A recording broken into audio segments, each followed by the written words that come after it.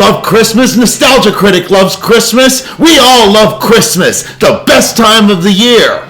And we're all here to celebrate another Christmas classic with Nostalgia Critic today. Boy, oh boy, hasn't he just been the best during Christmas? You know, it's right after commercials, and then he just goes right through Christmas, and it's just...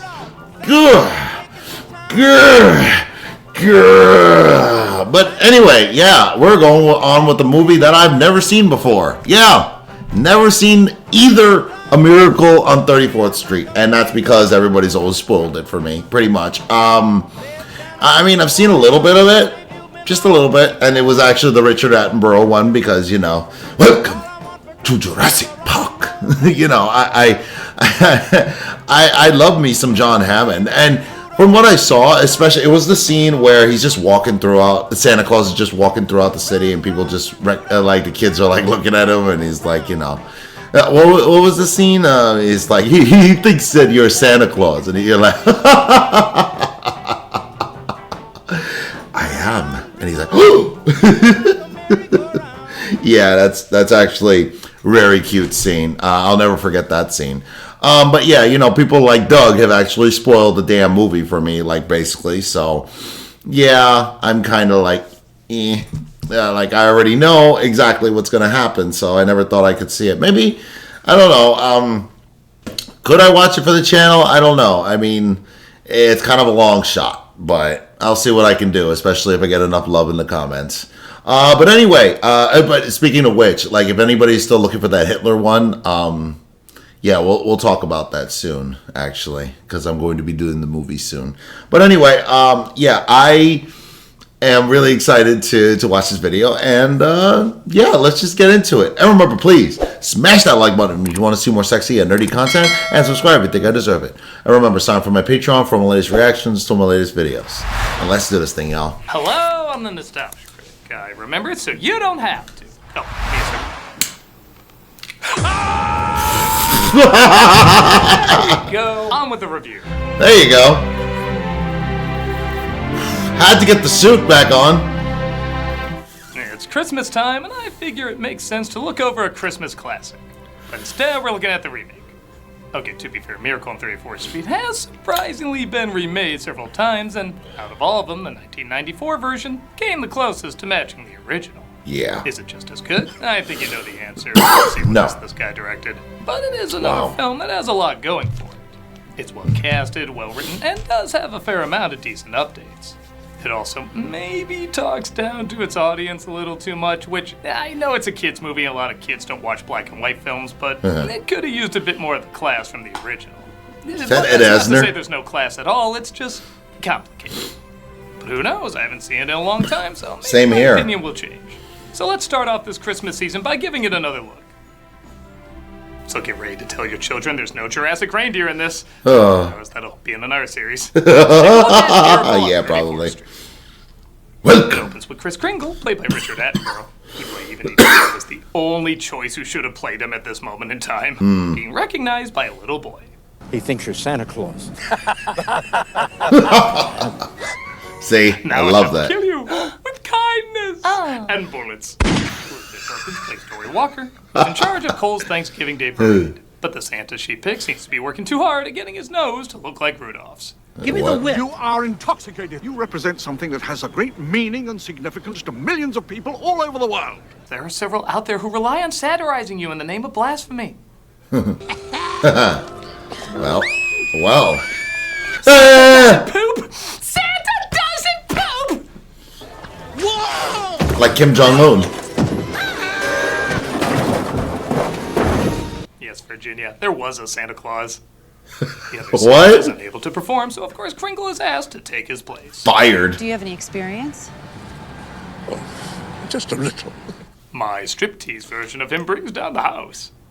And a few other things. No, Thunder and Blitzen! My son's eye! He has another. As you'd imagine, he knocks it out of the house and they ask him to be their department store Santa. That's funny. The only condition he insisted upon is that he be able to wear his own Santa suit. He has his own Santa suit.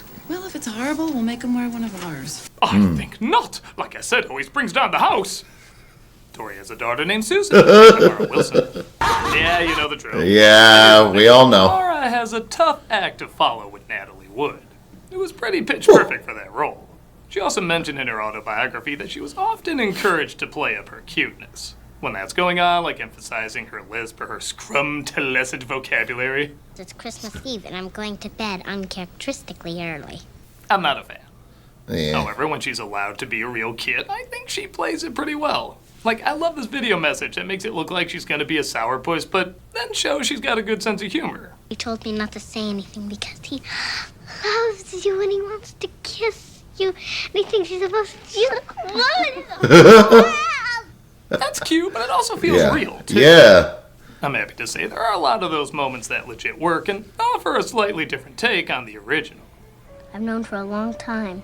Santa Claus, he's not real. Says who? My mom. Well, that's just not true. Ask your mom. Mwah. Mom, your Santa made a pass at me. But the big bad owner of the competing business store named Lamberg, played by Jess Auckland, Hey. is taking a break from playing with his Napoleon action figures to combat Cole's success. And hi, James My Remore. plans damaged by an elderly cherub in a red suit. This is the guy you always called when you needed a villain with a thick accent in the Yes. 90s. Jeez. And seeing him in such a cartoonishly evil way talk about taking down a department store Santa is laughably silly, but does at least make me laugh. Look at James Remore. All seemingly insignificant sentimental anachronisms can be surprisingly potent. Don't make me use my John Malkovictionary again. The film does have a decent enough sense of grace and class, too. Like, I love these shots of just Kringle walking home and we see New York in the morning. You could cut it and miss nothing, but it adds a real sense of atmosphere. Oh, wait, I'm sorry. We need shots that last only 2 seconds and voiceover when people's heads are turned. That's how Lilo you and think remake Stitch. generates $1 billion. You, Lilo and Stitch. Kringle suits up and starts his first day at Kohl's. Yeah, I mentioned this was a John Hughes production because it looks like Tchaikovsky banged Duncan's toy chest. They had shit like that in the 90s, though, man. They had, like, big toy store places. Like, remember Home Alone 2? They actually had a store like that, kind of. Like, JCPenney in the middle of New York City, they had that shit. I don't know where they have it now, but they had it. And a competition for cheaper toys. Patrol. Bang Duncan's toy chest. But he seems to be recommending the competition for cheaper toys. Patrol frog that swims and blows up. Them things cost $70. Shoppers Express have got them on sale at $34.99 with a $5 rebate. Now that's reasonable enough, isn't it? Ooh. Really is. Has anyone considered Shoppers Express might actually be the better store? First of all, and also, yeah, hi her from The Sopranos. Like, why is this movie so well casted? Has anyone considered Shoppers Express might actually be the better store? Well, Since when is Cole sending Yeah. Christmas someplace else? I don't think it matters where the toys are sold. I'm sure the people in this store believe exactly the same as I do. I forgot. Ladies and gentlemen, will you help us in celebrating Santa Claus's last day working at Kohl's? Thank you for your effort. You know what you did. Hi, you here to try out? Jeez. Cool, what's your name? Chad Powers. My name's Chad. Oh, hi, Allison Janney with a funny voice. Your Santa's telling everybody where Hey. to shop. If you don't got it or it's too expensive here, he's sending people to where they can get it and at the right price. Oh, you just returned to whatever Howard Hawks comedy you came from, and I'll get right on this. He made a Kohl's shopper out of me. I'm coming here for everything but toilet paper and bananas. Any store that puts the parent ahead of the almighty buck at Christmas deserves my business. I'm glad to pay for overpriced products because you care about us saving money. What? They decided to get into it, saying if they don't have it, they'll find a store that does. And they wonder how the internet is putting stores out of business. However, it seems to Yeah. I just thought as long as we were here, might as well stop by and say hello to the old guy. Dylan McDermott plays Brian. Yes, Dylan Of course, Lauren McDermott. thinks Susan isn't having enough of a childhood, so he takes her to see Kringle. What's your name? Susan Elizabeth Walker. What's yours? Mine. Well, I have lots of names. Suresh, Gift, Von, Christopher. That's Russian. Again, it probably goes without saying, but these two work great off each other. Yeah, they do. Your Santa Claus whiskers are too aloof. That's because they are real. You give them a tug. Woo! Are you convinced? I'm trying not to smile like a 6-year-old watching this guy. Nice to meet you, Susan. Nice to meet you too. Bye. I will give this movie 4 stars if it stops there. She's deaf. She just wanted to see you. You are a beautiful young lady. Alright, with a coupon like that, I'll give it 5 stars if it stops there. Both versions have Santa speaking a different language, and both are very effective. Again, showing you don't have to change much as long as you change the right element that keeps the same spirit. Extra points for the fact that this kid actually is deaf, and Attenborough insisted they don't rehearse so that they could capture her real reaction when she found out he knew sign language. Oh. Screw the premise. I'm starting to think the real Richard Attenborough is actually Santa Claus. It probably was. Stupid comes back as at a bar, where I guess He did give us dinosaurs. He did give us dinosaurs. If anything, he's Santa Claus to me. Ah. Drunk Santa's hangout? Jesus I like Christ. to think that's the one from Home Alone. Yeah. Accomplices, played by James Remar and Jane Lee, Hey! find the old Santa that was fired. Got a little job I want you to do for me. Hi, James Remore. What kind of job you have in mind? I can make certain candy canes change their size, if you know what I mean. You'll see. The world doesn't need more Rob Schneider cackles. Yeah. As soon as he heard that, he questioned. Very adult about the importance of believing in symbols. I'm a symbol of the human ability to be able to suppress the selfish and hateful tendencies that rule the major part of our lives. Well, that's very good to know. I'm talking about religion. I gather. The Jesus-y one specifically. I got it, yeah. Yeah. If you can't accept anything on faith, then you're doomed for a life dominated by doubt.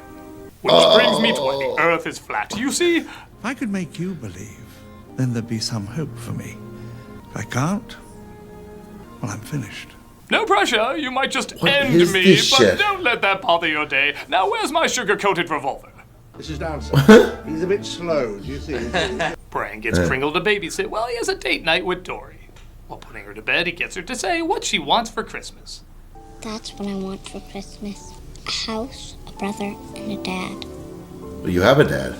I can get you Lincoln Logs, my buddy, and Bandit from Bluey. Kringle says he'll do what he can with her bratty-ass demands, but things aren't going well when Brian proposes and Dory turns him down.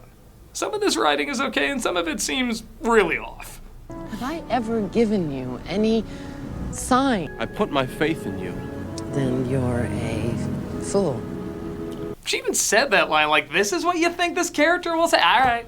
Wow. Things get worse when the drunk Santa from before follows Kringle berating him. What is a guy your age playing this game for, huh?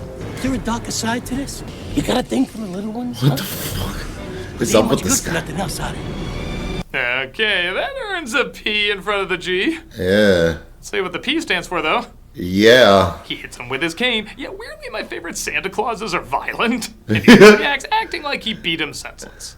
Wait a second, you're Cole's Santa Claus. Daphne? Grammy Moon is gonna take down your poster above her Yeah, bed. what the fuck? And of course, news spreads like wildfire.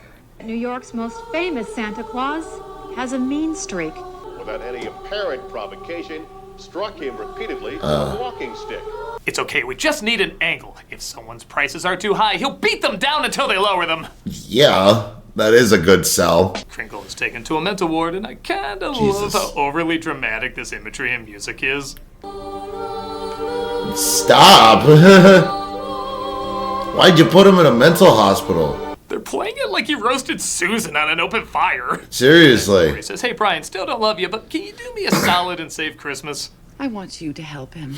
Somebody you believe in.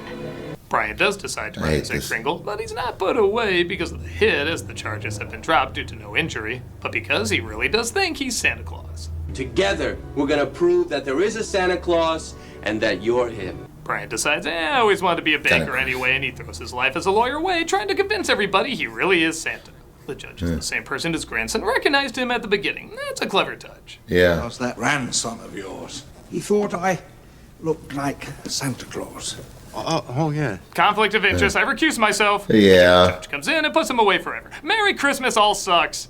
Yeah. My name is Daniel Lowry. What's his name? Santa Claus. Well, how can you be sure? Because he looks like Santa Claus. No further questions. Tell me, Danny, do you think you're a dog named Pickles? Yes. No further questions. Next witness. Your wife?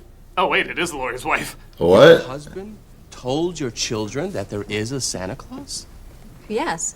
Divorce bells are ringing. Mr. Collins, you wish to cross-examine your wife? Oh, boy. The judge needs his own TV show. The questions are just as silly as the original, but also just as fun. If you don't take it too seriously, which obviously you're not supposed to, there is a cleverness to it all. Yeah? With that said, there are some times where I'm like, maybe this guy should get some real help. But there isn't any way in which the gentleman can have seen my workshops. They're invisible. My workshops don't exist in the physical world. They're in the dream world. Where Mr. Wow. Kruger would do terrible things to... I like a recess. Yeah, seriously. Reindeer to see if he can get it to fly. I cannot make this reindeer fly. I didn't think so. He only flies on Christmas Eve. Yeah. On occasion, Prancer flies whenever he wants to remember the 60s. That sounds crazy. Even though there are some well-written poetic lines. If you rule against him, you won't destroy anyone's belief, but you will destroy the man they believe in. You gotta question if they're handing their defeat on a silver platter. Which is worse? A lie that draws a smile, or a truth that draws a tear? So you just admitted this is a lie. That makes me smile and everyone else cry. Next case. Yes. Hopeful as even the judge admits he's very nice, but he's kind of stuck in a corner. I can't sit up on that bench and declare I thought that was Ed Asner. Santa Claus. It's all about money, isn't it? Why, you got some? Yeah. Money does end up saving the day. Yeah, in a courtroom, you're kidding. And use the letter argument in the original. They instead make the argument that if God can be printed on money despite there being no proof of existence, Santa might as well get the same treatment. Oh! Or rather, the judge says all that while Brian just circles a dollar bill. The government puts its trust in God. It does so on faith. It's the will of the people that guides the government, that gave and gives cause to the inscription on this bill. Thank you, me. I'll hear a counter argument from me. Yeah, I feel... I've said this in the past, but I do like this argument more. Both versions are fine. I just think this one dives a little bit more into faith and how it's valued in America. I just find it a little bit more interesting. Congratulations, guys. Thank you. Actually, my plan was to make it look like the judge took a bribe from a child to get a mistrial, but I guess this works too. Merry Christmas, Mr. Kringle. Merry Christmas to you, Mr. Collins. There will be a big Santa dump in your slippers this year. I would imagine. Kringle is set free, and I guess these two are getting married. What? Yeah, kind of forgot about this, where Kringle has them meet at the church and just has a priest ready to hitch them without them even knowing. What? Did you arrange this? No. You didn't. I didn't. Are you ready For what? to get married? There's kids' film logic, and then there's, wait, why don't we have a conversation lasting more than 2 minutes about this? Yeah, what the hell? Next year, I think Susan would have counted as delivering on the gift. It didn't literally have to be Christmas before midnight Eastern Standard Time. Yeah, no. What'd you get for Christmas? She got her dad, which means her life-size Barbie dream house is next. Where is everybody? You got a bonus. That's what we said last night while we were consummating the... Brian! What else did you ask Mr. Kringle for? A baby brother. What? Yes, we'll scrap that appointment to Planned Parenthood. Oh. Let's roll. Every time I see this movie, I shout, "Where's his damn cane?" And the movie ends. So that was Miracle on 34th Street, and I will admit it is a little better than I remember. Yeah? Actually, it's a lot better than I remember. Really? When I look at it more as a kid's movie, I do excuse the things that don't work a lot more. The corny moments are still a lot, but compared to how kids' movies are nowadays, there is a sense of patience and atmosphere watch that this is movie. appreciated. The movie looks fantastic, and the spirit of the holiday is all over the place. Not just in the set design, but in the performances, too. Had this film not been a remake of a classic, maybe I'd appreciate it a little bit more for what it was, but I'm always going to think back to how much more classy and subtle the original is. It does a good job at creating its own spin in many respects, but there's so many moments where I just keep saying, man, they did it so much better in the other one. But like I said, I do also know there's a lot of kids out there that don't watch black and white movies, so maybe this can serve as a gateway to films like that. Like after they see this, maybe they do want to check out the original. I'm not going to pretend Wow. I can I wanna erase see the other from original. my memory or act like there aren't a lot of things in this that are pretty awkward. But it does have more moments that work than don't. If you're looking for a different version, that's not an improvement, but certainly an interesting take that'll probably keep your kids' attention more. Then this is a decent enough Christmas gift to check out. I see. I'm the nostalgia critic guy, remember? So you don't have to. Yeah, call me crazy. I kind of want to see the original. So, I mean, I'm going to see what I can do. I'm going to see if I can get the original up on there. Maybe it'll be better to, it'll be easier to edit and to get through. Maybe. But yeah, I'm really interested in seeing this trial. You know, it does seem a little interesting, but I heard, but you know, that's the only thing that's going to suck, like, you know, the explanation. But I want to see how hard it hits now that I'm more mature. And again, I've never seen it before, so I'm really curious. So I'll see what I can do. But yeah, it's a very cute movie. Richard Attenborough is the best, and yeah, honestly, the girl is pretty good too. You know, she is. Mara Wilson, she's really good. She's a really good actress, and it's a shame she's not working anymore. You know, I mean, like, she deserves to at least been doing. But I think, what did she like willingly step away? I don't know. I love that she came on Nostalgia Critic though, and basically screw him over, that's probably one of the best moments of the show ever. So, what do you guys think? Do you guys which version do you think is better? Let me know in the comments below. And remember, please smash that like button if you want to see more sexy and nerdy content, and subscribe if you think I deserve it. And remember, it's time for my Patreon for my latest reactions to my latest videos. And I'll see you all in the next episode.